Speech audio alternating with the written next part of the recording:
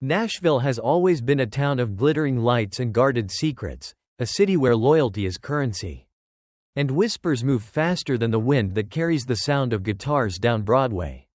For years, it has prided itself on being both church and circus, equal parts holiness and heartbreak. Yet, even by Music City standards, what was about to unfold would shake its core like never before.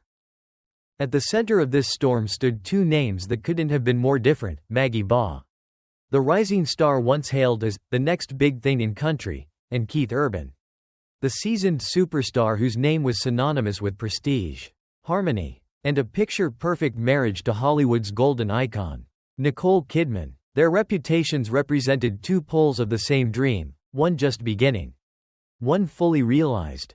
In early 2023, the Nashville scene was humming with optimism. Maggie, a Florida-born singer-songwriter with fire in her voice and sincerity in her lyrics, had just signed with a major label linked to several of Keith's industry partners.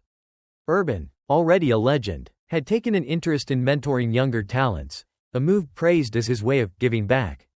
It was the kind of arrangement that seemed wholesome on paper and dangerous in rumor. Their connection began with studio sessions, late nights, quiet instruments, whispered harmonies. Keith saw something of himself in her, one producer would later claim, but others recalled the subtle discomfort that followed whenever the two appeared in the same room. At the CMA Awards, the pair performed a duet that fans initially saw as charming, even electric. Months later, the same performance would be replayed frame by frame, with online commenters pointing to the lingering eye contact, the unrehearsed chemistry, and Nicole's small, telling retreat from the stage as Keith and Maggie sang. For years, Keith and Nicole had embodied the fairy tale, the serene, elegant couple whose grace stood above the chaos of Hollywood. But those who worked close to them had begun to sense a quiet chill. Their smiles at events seemed forced, their physical distance noticeable. Rumors began, as they always do in Nashville, with a laugh over whiskey. Something's off with those two. By the time gossip blogs caught wind, the whispers had solidified into suspicion. Maggie, meanwhile, was undergoing her own transformation. The once wide-eyed newcomer became less visible at social events, less radiant on red carpets. Her Instagram, once full of cheerful posts and upbeat captions, began to darken. One late-night live stream showed her tearful, saying she was done protecting people who lied to me. No names were mentioned, but the tone carried weight, the heartbreak of someone entangled in a power dynamic she could no longer manage. To the public, it was still nothing more than speculation, the harmless blending of mentorship and admiration. To insiders, it was the ticking of a clock counting down to detonation. Behind the scenes, pressure built quietly. Label executives whispered that something personal had derailed a promising promotional campaign. Keith's publicist tightened appearances. Nicole's team declined interviews about her marriage. Nashville's rumor mills were running red hot, but nothing concrete had surfaced yet. Only fragments, late studio nights, blurred selfies, and Maggie's sudden emotional distance painted the outline of a story that no one dared say aloud. And then came the night that changed everything. Maggie's inner circle began to receive frantic messages. She was making a decision, they said, one that would alter every career involved. As the city slept, she prepared to go public, to break the silence that had protected an industry giant. The next morning, headlines across the country would echo one question that seemed unthinkable just hours before. What if Nashville's most respected man wasn't who he seemed? The stage was set, the microphones charged, and the cost of truth, still unimaginable, was about to come due. The morning Maggie Baugh broke her silence, Nashville's calm veneer cracked. At first, it came as a whisper, a few speculative tweets from fan accounts noting a cryptic caption she'd posted, "You can't hide forever." Within hours, whispers turned to wildfire. Maggie, who had always spoken softly and avoided drama, suddenly became the name on everyone's lips. Her claim, shocking in both tone and timing, sent shockwaves through the industry. She alleged that the father of her unborn child was none other than Keith Urban, the global superstar. The man married to Nicole Kidman, and the face of what Nashville loved to call class and credibility. It was as if the entire country music world had been struck by lightning. At first, Fans refused to believe it. Some called it a publicity stunt. Others an act of desperation from a rising star trying to leapfrog into relevance. But the more they denied it, the more the pieces began to fit. Industry insiders leaked stories of private studio sessions that ran long into the night. Maggie's team confirmed she had been working closely with Urban's producers. Photos surfaced of Maggie wearing Keith's signature tour hoodie, the same one he'd been photographed in days earlier. The timing was merciless. Nicole and Keith had just made a red carpet appearance at a charity gala. Smiling for cameras, their hands intertwined, yet the photos told a different story. Her grip seemed forced, her gaze unfocused. Commenters online described her expression as frozen composure. By the next morning, that composure would shatter. Back in Nashville, Maggie's label scrambled. Executives held emergency meetings as reporters camped outside the studio gates. The PR departments of 2 record labels and 1 movie agency were suddenly entangled in the same scandal. Meanwhile, Maggie herself stayed offline. Her team issued only a single, ominous statement. Maggie is focusing on her health and her truth. The story had all the ingredients of a cultural earthquake: fame, betrayal, pregnancy, and the collision between power and vulnerability.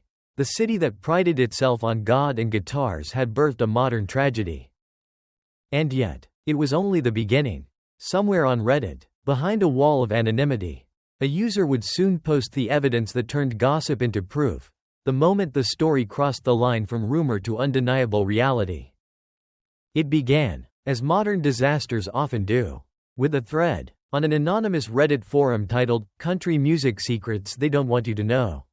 A PDF appeared, grainy, low resolution, yet explosive in implication. The document bore 2 initials, Q and MB. Beneath them, a single line that would detonate careers. Probability of paternity, 99.3%. The world stopped for a beat. Then, as though the internet itself had taken a breath, the explosion came. Screenshots of the document flooded Twitter. Then Instagram. Then YouTube. By noon, it was everywhere. Influencers debated authenticity. Conspiracy channels dissected the font, the watermark, the lab name. Keith Urban's PR team declined comment. Maggie's team didn't deny it, and that silence, more than any confirmation, spoke volumes. The public interpreted it as proof. Nicole Kidman, meanwhile, was spotted in Los Angeles leaving a yoga studio, visibly pale. Her wedding ring absent. Within hours, paparazzi shots of her flooded tabloids with captions like, "The ring is gone," and "Heartbreak in Hollywood." On social media, chaos reigned. Some fans hurled abuse at Maggie, calling her a homewrecker. Others defended her, labeling her a victim of celebrity hypocrisy. Memes mocked Keith's "peace over noise" Instagram caption, twisting it into "noise over peace." Country radio hosts debated morality while gossip pages counted how many celebrities unfollowed Urban. The internet had turned courtroom, jury, and executioner all at once. Within 48 hours, the story had transcended music. It had become a referendum on power dynamics, gender, and fame.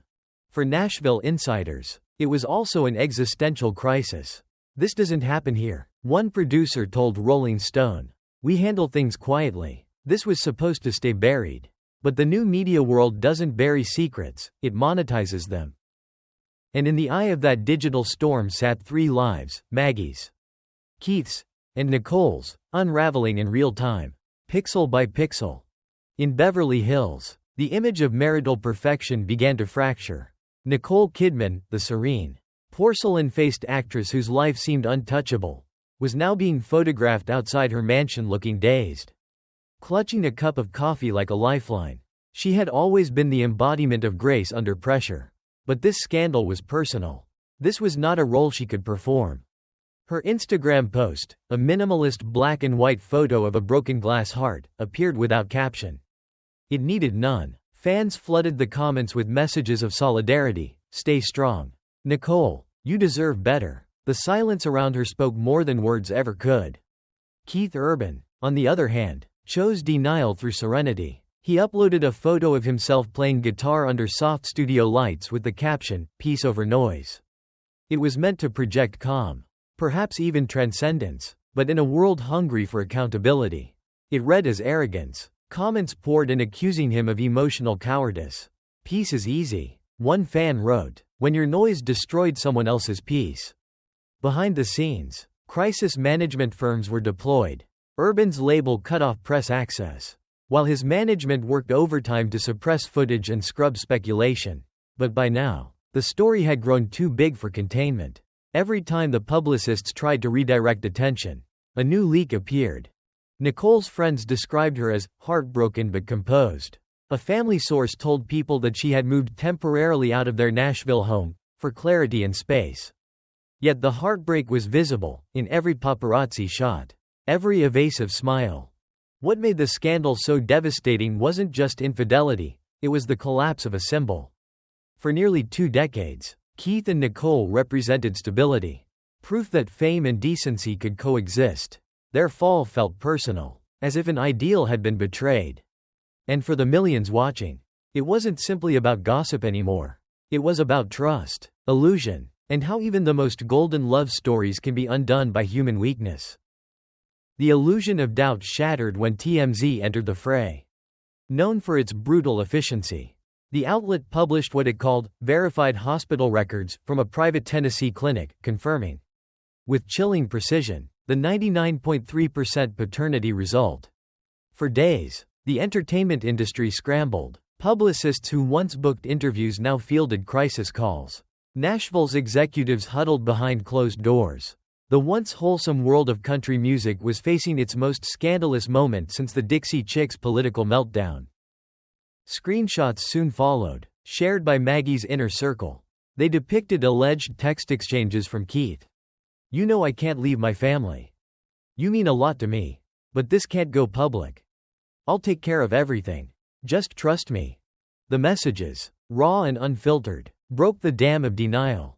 Fans who had mocked Maggie now flooded her comments with apologies.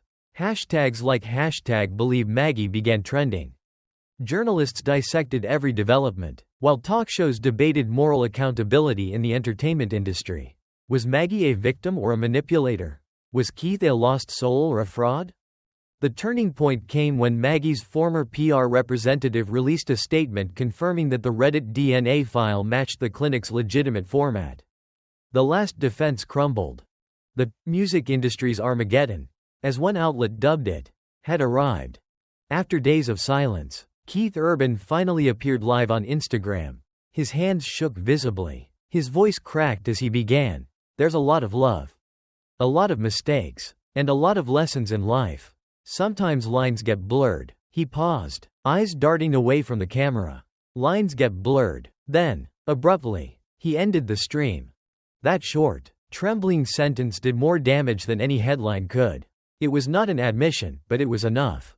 The internet interpreted it as confession through exhaustion. 24 hours later, the definitive voice of the scandal spoke, Maggie Baugh. Her Instagram live drew over 1 million viewers. Makeup-free, her voice trembling, she declared, "This isn't a scandal. This is a life." She held up an ultrasound photo. "I was promised support. I was promised honesty. I got silence." The visual was devastating. Authenticity had triumphed over celebrity control. Her tears felt real, her pain unpolished. Commentators from both liberal and conservative media agreed. The balance had shifted. Sympathy now belonged to Maggie.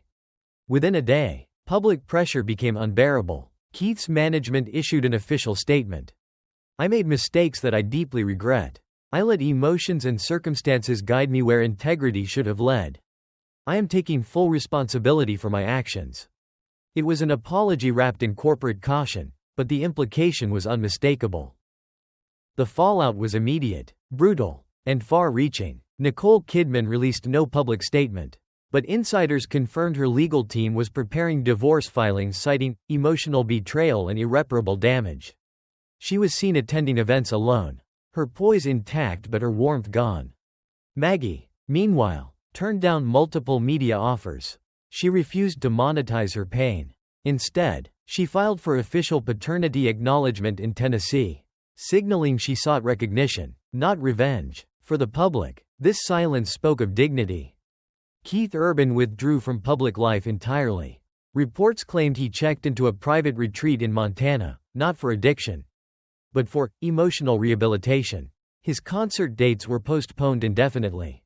Sponsors quietly terminated contracts. Within Nashville's inner circles, executives whispered of an ethics reckoning. Country music, long known for its wholesome storytelling, had been forced to confront its hypocrisy. How could an industry built on songs about loyalty, faith, and family reconcile with a scandal that felt biblical in its moral collapse? Once again, Nashville's streets hummed with whispers, but this time, they weren't about who slept with whom. They were about survival, forgiveness, and whether redemption could exist in the era of total exposure. In the final chapter of the saga, noise gave way to silence. TMZ released footage of Keith Urban arriving quietly at a private hospital. Clutching a pink gift bag, his face drawn, older, stripped of glamour. Days later, Maggie posted a black and white photo of a newborn's hand. There were no captions, only an anonymous comment appeared beneath the post. "I'll always be here. K."